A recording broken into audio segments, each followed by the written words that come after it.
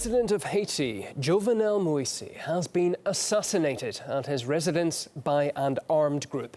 The country's police chief says 4 mercenaries involved in the attack have been killed and 2 more injured and detained. A local journalist filed this report for us. We are now in front of the private residence of the President of Haiti, Jovenel Moise, who was assassinated on the night of July the 6th to 7th by a group of men who have yet to be identified. Now, representatives of the country's High Court have met with relatives of the victims and the family itself. The capital of Port-au-Prince is empty. Absolutely all activities have been suspended. Private and state-owned businesses have shut their doors. The attackers were said to have been speaking Spanish and had presented themselves as U.S. drug enforcement agents. Haitians generally speak French or Creole.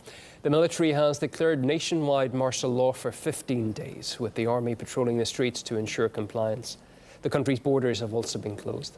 Washington has condemned the assassination, with Joe Biden calling it a heinous act, while Haiti's envoy to the U.S. said the attack had been well orchestrated.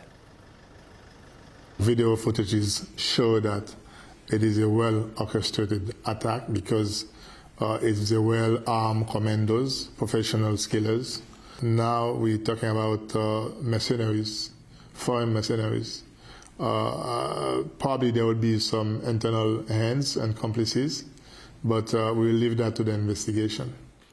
The Brooklyn-based editor at Haiti Liberté, a News Weekly publication, says Washington acts as a kingmaker in the Caribbean nation.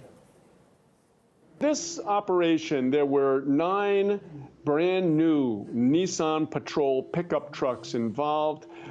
They clearly were very sophisticated. They knew the layout of the president's home. They knew where to go. Apparently, they had inside information. So this was an operation which had been clearly planned for some time and had a lot of money behind it. So we're likely to see an upsurge, an uptick of Haitian refugees leaving the country. And the U.S. is going to say that this is a threat to international stability, et cetera, et cetera. And they may try yet another foreign military occupation of Haiti, which will be the 4th. This would be something that I think would be pouring gasoline on the fire. Haitians are very proud, would be very upset to have their sovereignty trampled once again. Washington has been the kingmaker, if you will, in Haiti. And in the case of Jovenel Moise and his predecessor, Michel Martelly, they had a big hand in having them elected into office. Many Haitians call it an electoral coup d'etat. So Washington is very interested in Haiti. It shares the island with the Dominican Republic. It is a neighbor of Cuba, right across the Windward Passage. So geostrategically, it's very important.